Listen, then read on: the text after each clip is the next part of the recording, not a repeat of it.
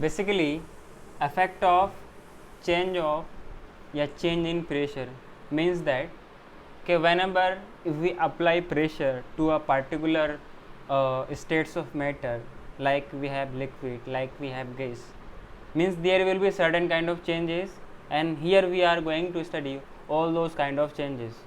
I think you have heard about piston volume work, piston cylinder work. Have you ever heard this name? Piston cylinder work, have you ever heard this name? Hello, नहीं सुना? चलो कोई बात नहीं, मैं आपको diagram बना कर दिखाता हूँ, ध्यान देना.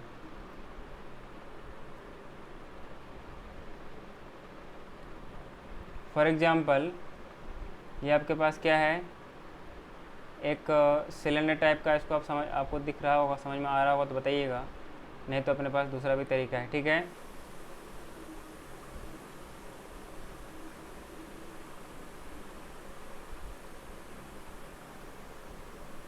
क्या कुछ आपको सिलेंडर टाइप का स्ट्रक्चर लग रहा है?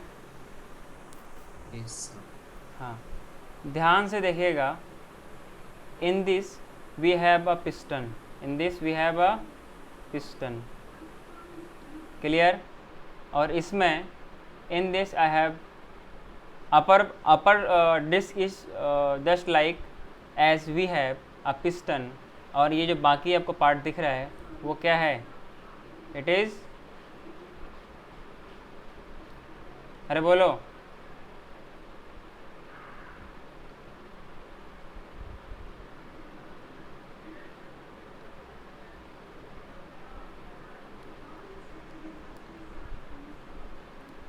Basically this part is the piston, this part is the piston. I think अगर समझ पाओगे तो this is the piston. Clear? And this is the cylinder. Clear? जो आपको दिख रहा है ये पिस्टन क्या है? बेसिकली ये जो आपका डंडी है इसको पकड़ के हम क्या करेंगे, पुश करेंगे और उसको हम अपवर्ड पुल करेंगे. क्लियर है? इसके बीच क्या होंगे? वाटर मॉलिक्यूल्स हो सकते हैं या गैस के मॉलिक्यूल्स हो सकते हैं, और it may be anything, it may be anything that we want to have an experiment, whatever we want. Clear? These are the gases molecule. Yes or no? अरे बात समझ में आ रही है, हाँ या ना? These are the gases molecule. When we apply pressure, means when we push this piston, means the gases molecule will come closer and closer. It means the intermolecular space will be reduced, जिनकी वजह से अगर हम लोग next step में देखें तो क्या हो सकता है. मैं सेम रिपीट फिर कर रहा हूँ आपसे ध्यान से देखिएगा.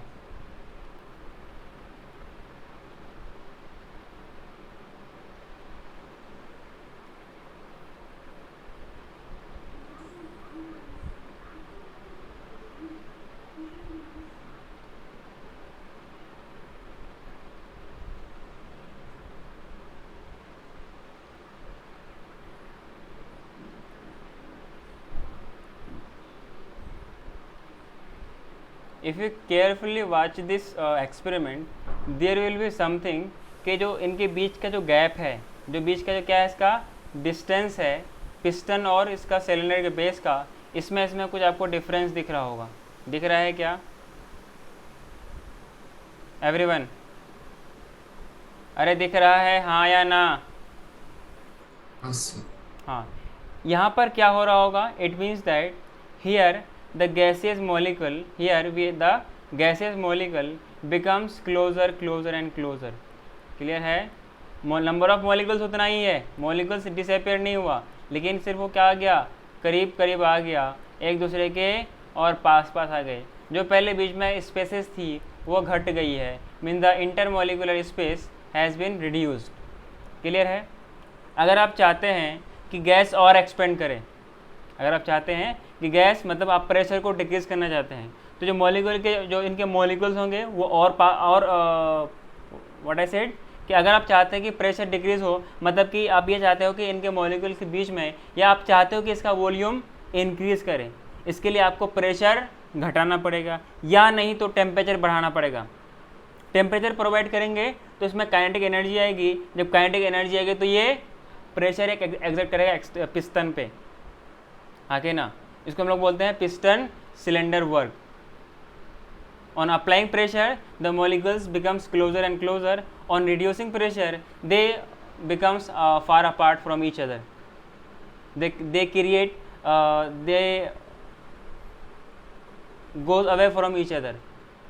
मतलब मॉलिक्यूल्स के बीच में, एटम्स के बीच में, पार्टिकल्स के बीच में स्पेस बढ़ जाएगी तो वॉल्यूम बढ़ जाएगा। अगर आप चाहते हैं कि वॉल्यूम डिक्रीज करे, वॉल्यूम घट जाए, तो you have to apply pressure. और अप्लाई करेंगे तो नेक्स्ट सिनेरियो पे क्या होगा, ये जो डिस्क है और पिस्टन के जो आपका पास जो ये आपका पिस्टन है और सिलेंडर का बेस है और दोनों के बीच में डिस्टेंस कम हो जाएगी तो पार्टिकल्स और क्लोजर एंड क्लोजर हो जाएंगे। क्या आपको मेरी बात समझ में आ रही है? So we can we say by applying pressure the particles of gas are coming closer and closer. Yes और नो? एक टाइम आएगा जो पहले गैसेस मॉलिक्यूल था, first of all they will convert into liquid, then it will convert into solid. जब उनके बीच में जो स्पेस थी वो बिल्कुल ख़त्म हो जाएगी, बिल्कुल मिनिमम हो जाएगी, उसके बाद क्या कहलाएगा? वो सॉलिड कहलाएगा। क्या मेरी बात समझ में आ रही है? हेलो? Yes. इतना सबने बनाया क्या? फटाफट कीजिए।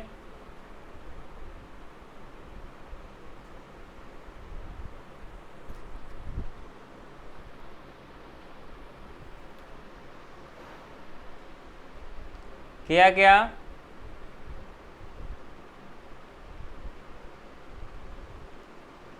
Hello?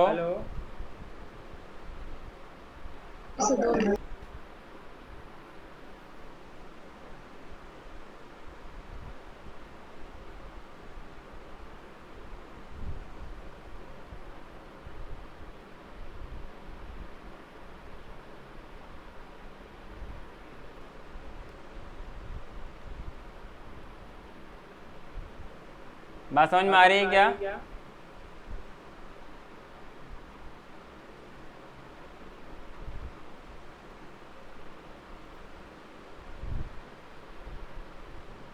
Should I move to next?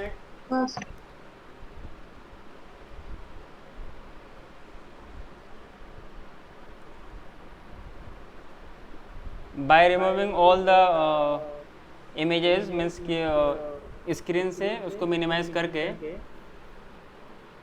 इसका स्क्रीनशॉट लीजिएगा। कौन ले रहा है?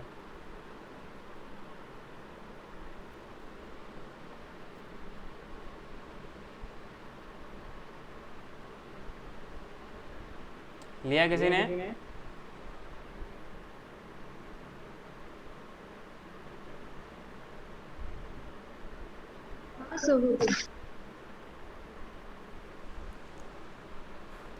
So moving to next. हाँ, इसके बारे में हम लोग कुछ पॉइंट्स लिखते हैं।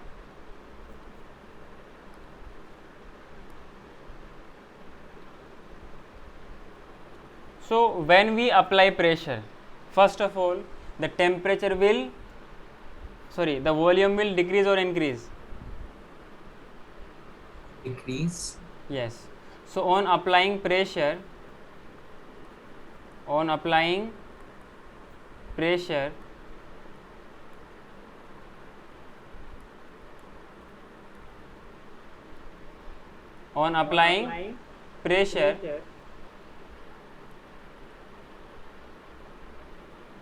volume decreases. Clear?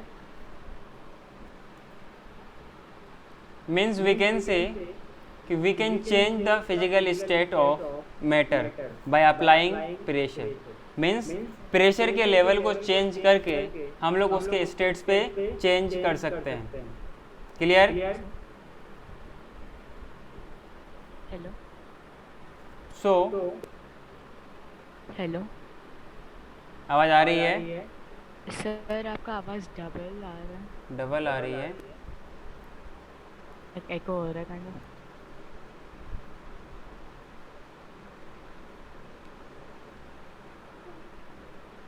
अभी अभी भी आ रही है? हाँ सर, अभी भी काइंड ऑफ एको हो रहा है। अच्छा ठीक है, मैं उसको मैनेज कर रहा हूँ, आप स्क्रीन में फोकस कीजिए। So now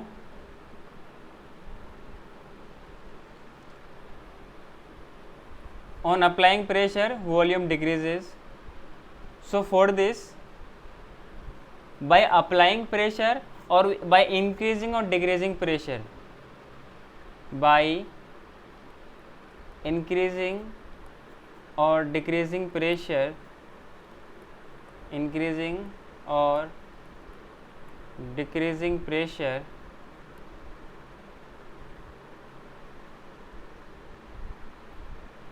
decreasing pressure, on increasing or decreasing pressure, states of matter can be changed. Clear? States of matter can be changed.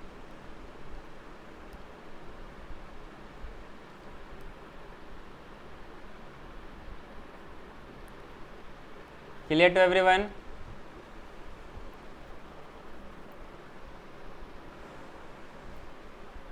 In this gas could be liquefied. बोलो ना, gas can be liquefied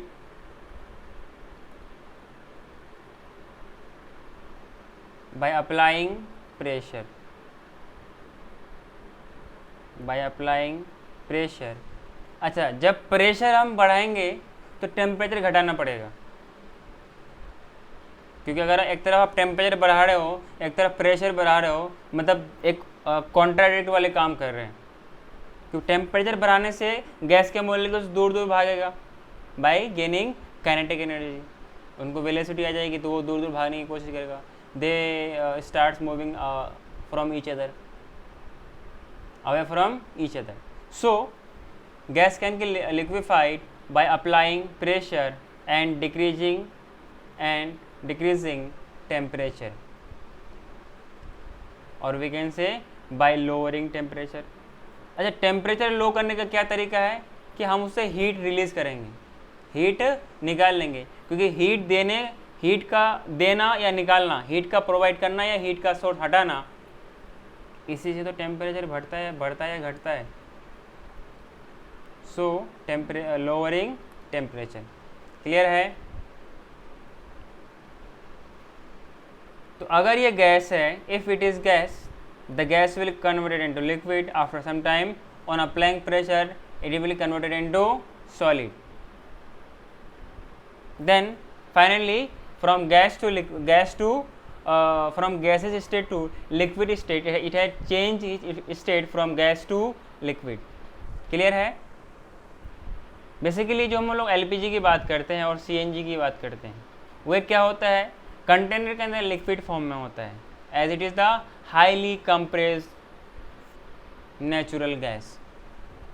CNG का मतलब ही होता है compressed natural gas, और petroleum gas को high pressure में लिक्विफाई कराया जाता है, वो भी कंटेनर में होता है, इसलिए उसको बोलते हैं एलपीजी सिलेंडर। हाँ कि ना, एलपीजी सिलेंडर में आती है, that is the liquefied petroleum gas. क्या आपको मेरी बात समझ में आ रही है? So moving to next. Sir एक सेकंड दिखाओ ना। फटाफट लिखिए।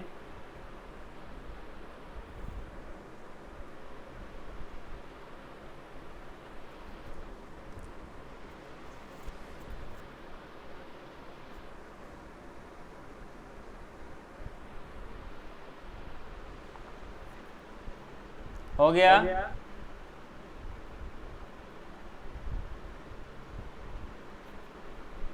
नहीं सर, दो।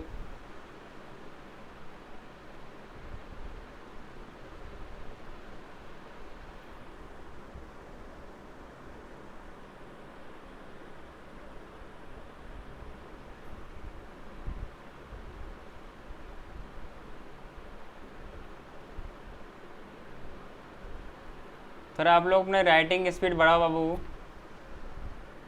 इंक्रीज योर राइटिंग स्पीड, दिक्कत हो जाएगा फिर।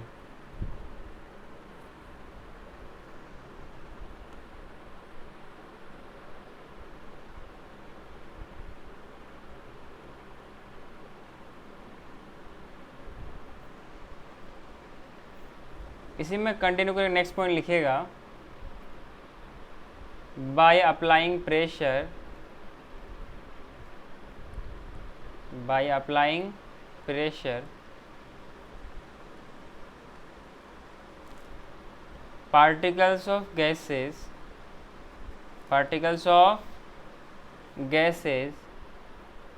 come closer and closer, come closer and closer.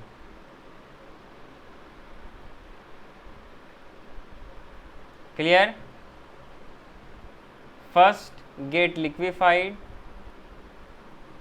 first get liquefied, then solidified.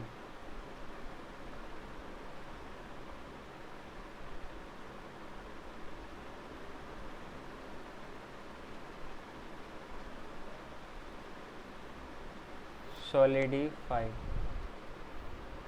Clear to everyone?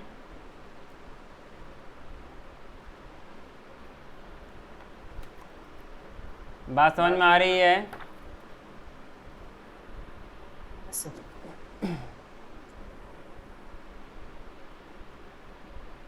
Moving to next. So in this during this phase, the spaces between the particles will be decreased. Clear? Till we are going to apply pressure, till the time spaces in intermolecular spaces या interatomic या interparticle spaces goes decreasing and decreasing. Clear है? एक time आएगा जो पूरा वो liquid हो जाएगा, then फिर it will be solidified. Clear है? एक इसी का एग्जाम्पल है जो आपके पास क्या है, सॉलिड, मतलब जिसको हम लोग बोलते हैं ड्राई आइस. ड्राई आइस में क्या होता है बताइए? वंस अगेन, सब्लिमेशन होता है. सब्लिमेशन होता है. नहीं, बेसिकली सर इसमें CO2 पार्टिकल्स के बीच का स्पेस क्या होती है, डिक्रीज या इंक्रीज? सर डिक्रीज होता है, उससे Decrease हाई होती है. प्रेशर पे रखा जाता है, फिर जब उसको 1 atm प्रेशर पे लाते हैं तो फिर वो गैसियस स्टेट में कन्वर्ट होता है. हाँ, इसको हम लोग रेफ्रिजरेंट के तौर पे भी यूज़ करते हैं. क्लियर है क्या? अरे बोलो.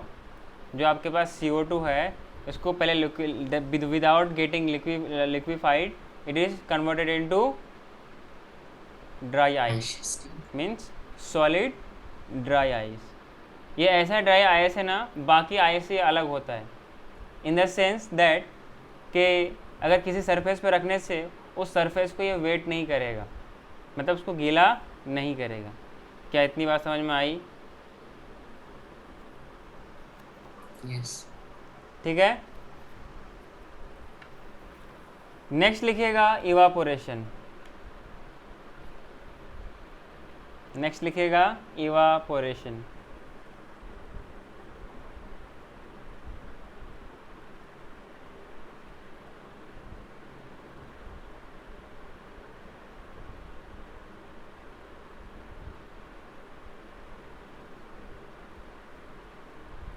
या फिर इससे पहले एक पॉइंट और लिख लीजिए आप लोग, स्टार डाल करके.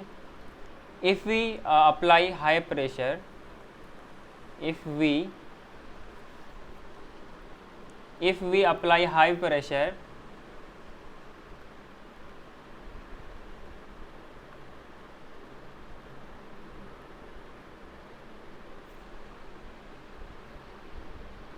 to CO2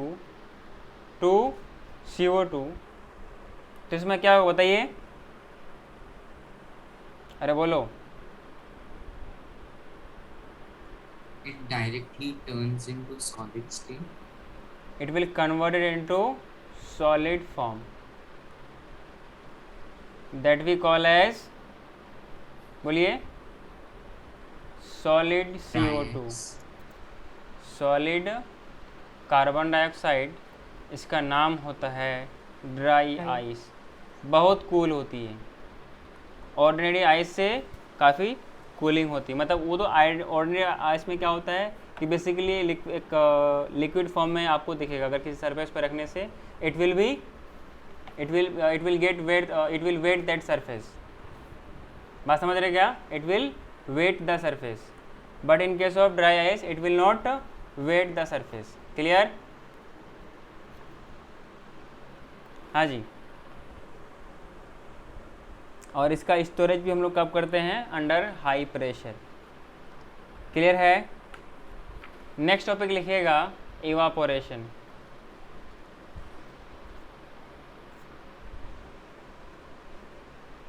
इवापोरेशन जैसे कि हम लोगों ने डिस्कस कर रखा है कि इवापोरेशन और बॉइलिंग पॉइंट में डिफरेंस होता है। द डिफरेंस इज दैट कि in evaporation it is occurring, it is a surface phenomena,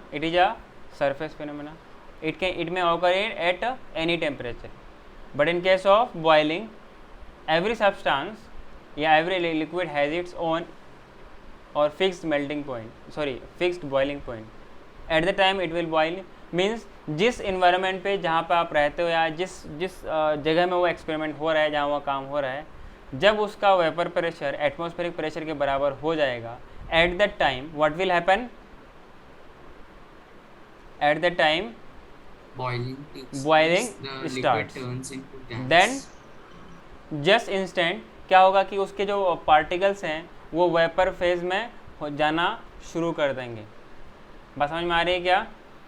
vapour phase में जाना शुरू कर देंगे। कोई दिक्कत है बताओ?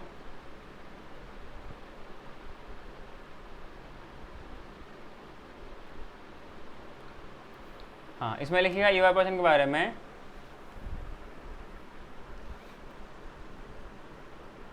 It is evaporation. So the process of losing water vapors from the surface, basically ये जो एक होता है आपके पास ट्रांसपिरेशन। ट्रांसपिरेशन क्या इवापोरेशन होता है या बॉइलिंग होती है? वो बोलो। बॉइलिंग होती है सर। ऐसा बॉइलिंग नहीं, इवेपोरेशन होगा। ट्रांसपिरेशन बेसिकली क्या है? इवापोरेशन है ना, क्योंकि वो लीफ के सरफेस में होता है। लीफ के किसके होता है? जो पोर्स होते हैं, टाइनी पोर्स, जिनको हम लोग बोलते हैं स्टोमेटा। क्या बोलते हैं? As we call as stomata. Clear? So here the process of losing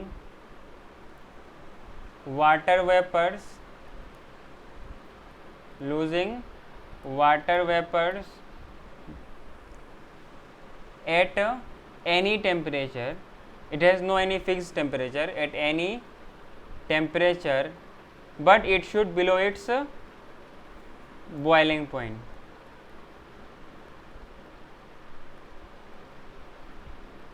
Below its boiling point,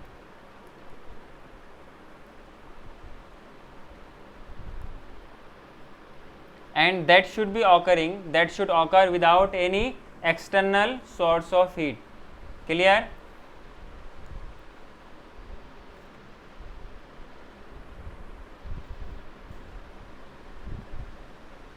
without, ये आप कह सकते हो पूछने के लिए कि सर बाहर का जो सराउंडिंग टेम्परेचर है उसकी वजह से तो हो रहा है, ये एक एक्सटर्नल सोर्स नहीं है। बात समझ में आ रही है? एक नेचुरल सोर्स है जो उसको वो उस टेम्परेचर की वजह से हो रहा है। तो विदाउट हैविंग एनी, ऐसे लिखिए, without any external source.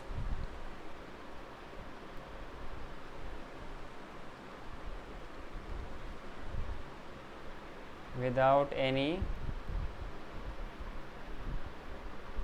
external source of heat, इसको बोलेंगे हम लोग इवापोरेशन। बेसिकली एक फिनोमेना है और इस फिनोमेना को बोलते हैं, it is a surface phenomena, is called evaporation. Evaporation. Write down the next point in this कि it is a surface phenomena. It is a surface phenomena. surface phenomena.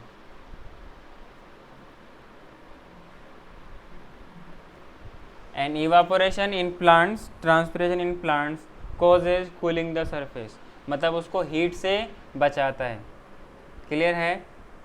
In this हम लोग इसको बोल सकते हैं कि इनको एक्सटर्नल सोर्स ऑफ हीट की ज़रूरत इसलिए नहीं पड़ती है क्योंकि ये नॉर्मली जो इनके मॉलिक्यूल्स होते हैं, जो इनके पार्टिकल्स होते हैं, वो फटाफट थोड़ी सी हीट एनर्जी को जो उस एटमॉस्फेयर में अवेलेबल होती है उनके लेते ही वो क्या करते हैं, फटाफट वो उनके बीच के जो स्पेस होती है वो उसको इनक्रीज करते हुए, मतलब जरा से भी उसको एनर्जी मिलेगी तो मतलब काइनेटिक एनर्जी मिलेगी और फिर क्या हो, पार्टिकल्स एक दूसरे से दूर जाना शुरू कर देगा. क्लियर है? पार्टिकल्स एक दूसरे से दूर जाना शुरू कर देगा और इस तरीके से क्या होती है, इवापोरेशन होती है. अरे क्लियर है क्या? बोलो.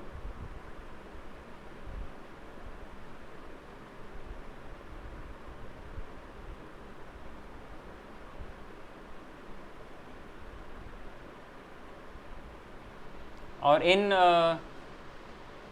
फिनोमेनास के दौरान जब हम लोग ये भी देखेंगे कि जो अपना एटमॉस्फेरिक प्रेशर है वो भी कंटिन्यूसली ऑन लिक्विड्स पे काम करता रहता है. ये सुनो, साथ ही साथ में जो उसका इंटरमोलिकुलर फोर्स होता है वो भी अवेलेबल होता है. तो इन दोनों को ओवरकम करते हुए वो क्या होता है, उसमें ट्रांसपिरेशन होती है, मतलब loss of water vapour through the pores of stomata. That special term is known as transpiration. और एक इवापोरेशन क्या है, कॉमन टर्म है. क्लियर है? हाँ, एक इसमें क्वेश्चन है जो मैंने पहले भी करवाया था, आपके मॉडल में दे रखा है कि why do we see water droplets on the outer surface of glass containing ice cold water. ये मैंने आपको टेस्ट में भी दिया था. तो कुछ बच्चों ने सही लिखा था, किसी ने प्रॉपर तरीके से एक्सप्लेन किया था, किसी ने नहीं किया था. क्या अभी आप लोग बताना चाहेंगे क्या ऐसा क्यों होता है? Sir, because of condensation. क्या? Sir, because of condensation. नहीं, पूरा एक्सप्लेन कीजिए ना. सर जो आइस बीकर के सराउंडिंग की एयर की जो हीट होती है वो आइस, तो वो एयर वाटर ड्रॉपलेट में कम हो रहा है. एनीवन?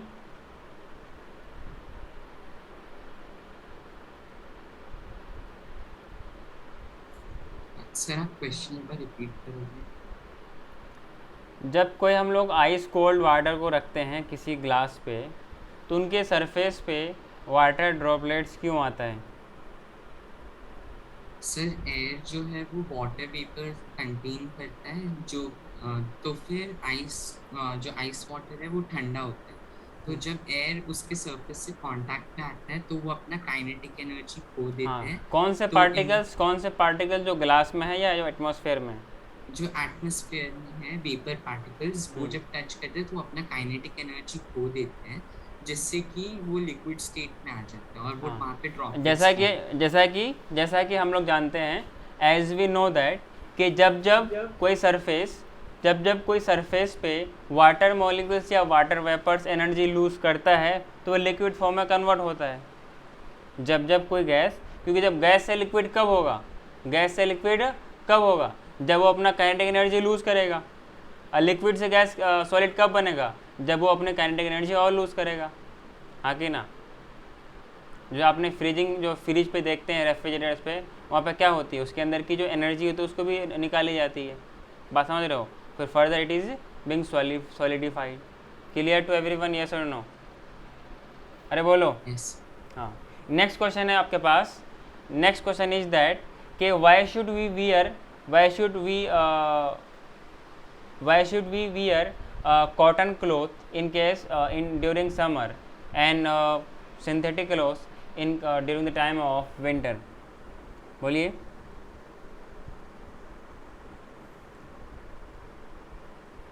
सर बिकॉज समर में हम स्वेट ज़्यादा करते हैं तो अगर कॉटन क्लोथ्स पहनते हैं तो फिर वो स्वेट को अब्जॉर्ब करते हैं और उसे सरफेस एरिया ज़्यादा हो जाता है उससे. तो इवापोरेशन को सरफेस एरिया भी अफेक्ट करता है. तो उससे जो है वो स्वेट जो है इजीली इवेपोरेट हो जाता है, और फिर हमें उससे फिर प्रॉब्लम नहीं होती स्वेट से। और विंटर में हम स्वेट कम करते हैं, तो इसलिए हम सिंथेटिक पहनते हैं, क्योंकि सिंथेटिक अब्जॉर्ब नहीं करता, तो एक लाइट वेट रहता है, तो इजीली कंफर्टेबल फील होता है। हाँ, मतलब जो हीट एनर्जी वो बाहर से एब्जॉर्ब करता है वो सारा का सारा क्या करता है, उसको हीट अप करने में हेल्प करता है। Whereas in case of cotton वो क्या करता है, वाइट कलर या खास तौर जब हम कॉटन की बात करते हैं वो उसको रिफ्लेक्ट करती है, अंदर आने से अलाउ नहीं करता। और जिनकी वजह से क्या होता है, एक तो आपका स्वेटिंग वाला हो गया कि स्वेटिंग के दौरान क्या होती है, फिर इसमें अपनी काइनेटिक एनर्जी को लूज़ करके क्या करता है, वो by gaining energy from the atmosphere वो क्या करता है, इवापोरेट करने लगता है। वो आपसे क्या कराता है, कूलिंग करवाता है। हाँ कि ना, पसीना पसीना का रह गया और आपको कूलिंग भी हो गई। इसका मतलब ये नहीं कि आप जानबूझ के पसीना निकलवाएंगे और ठंडी ठंडी हवा खाएंगे। बात समझ में आ रही है? लेकिन उससे जो उस दौरान उसके थ्रू जो सॉल्ट का डिपोजिशन होता है, उसके थ्रू जो सॉल्ट का स्किन पे डिपोजिशन होता है वो बहुत बड़ी बेकार होता है। बात समझ में आई क्या? हाँ सर। हाँ, नेक्स्ट अगर हम लोग बात करें कि इवापोरेशन क्यों होता है, कोई बताएगा?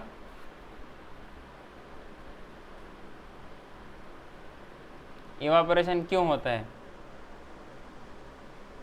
सर, क्योंकि जब जो लिक्विड है उसका जो सरफेस पे पार्टिकल्स होता है वो एक दूसरे से क्लैश करते हैं, तो फिर क्लैश करके एक के पास ज़्यादा काइनेटिक एनर्जी आ जाता है और दूसरे के पास कम हो जाता है। तो जिसके पास ज़्यादा काइनेटिक एनर्जी होता है वो इंटरमॉलिक्यूलर फोर्सेस ऑफ अट्रैक्शन को ब्रेक करके ऊपर वेपर फॉर्म में चले जाते हैं, और जो बाकी चीज़ें हैं वो कूल रहती हैं, तो इसलिए उसे surface phenomena. For example we have this kind of container. इसमें क्या है, ये आपके पास वाटर मॉलिक्यूल्स हैं, ठीक है, ये सब वाटर मॉलिक्यूल्स हैं। For example some water molecules, इस तरीके से मैं आपको दिखा रहा हूँ सिर्फ ये स्पेसिफिक वाटर मॉलिक्यूल्स को। ये क्या होता है ना कि एक इंटरमॉलिक्यूलर फोर्स से क्या बंधा हुआ होता है। जब उसको क्या मिलेगा, एनर्जी मिलेगा, क्या मिलेगा, काइनेटिक एनर्जी मिलेगी। तो इस बॉन्ड को, इस फोर्स को, इस आयन को ब्रेक करके ये जो सरफेस के जितने सारे मॉलिक्यूल्स हैं ये धीरे धीरे निकलने लगेगा। क्लियर?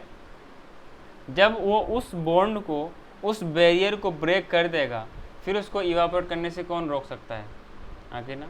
इसीलिए हम लोग बोलते हैं तो जितने भी सरफेस के मॉलिक्यूल्स हैं वो बारी बारी से एक रेगुलर इंटरवल पे वो रिलीज़ होते रहते हैं और इस तरीके से इवापोरेशन होती रहती है। क्लियर है?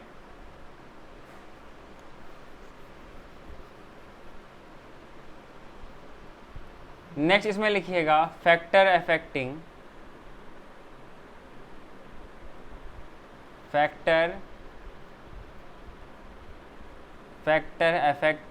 इवापोरेशन।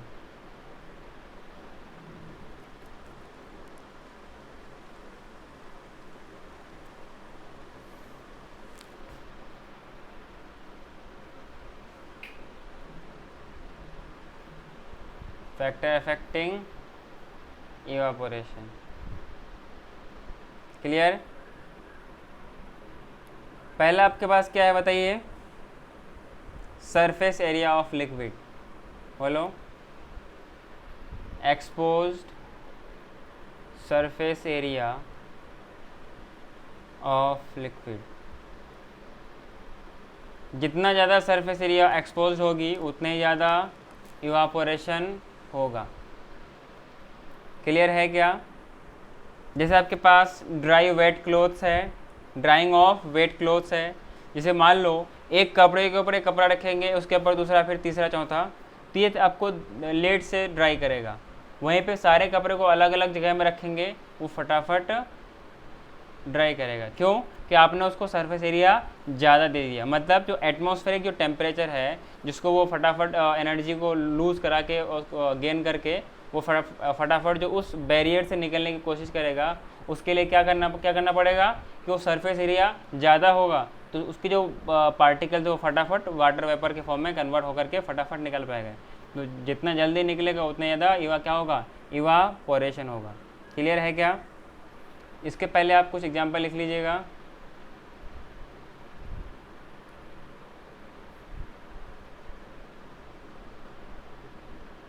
आपको दोबारा ज्वाइन करना पड़ेगा, ठीक है।